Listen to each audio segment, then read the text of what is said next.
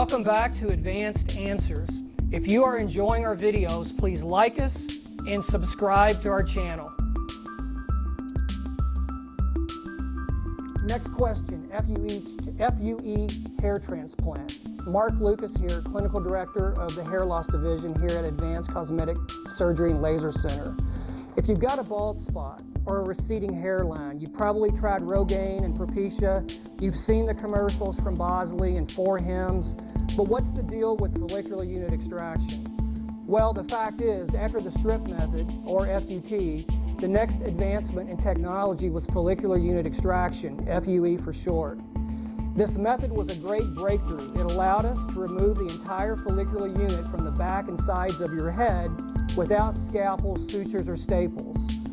Plus, it didn't leave any linear scars like I have in the back of the head, which is wonderful for short haircuts. The only downside to this method until advanced FUE came on the scene, it only allowed us to relocate up to about 1,500 grafts per patient. Plus, it was much more expensive compared to the old strip method. It's difficult to determine if FUE is the right procedure for you until we take a look at your scalp and donor hair. Factors such as color, texture, wave, curl pattern will also affect the cosmetic outcome. Besides advanced FUE, regular FUE is known to be one of the best hair transplant techniques available. The main difference is the amount of hair that can be relocated in one session.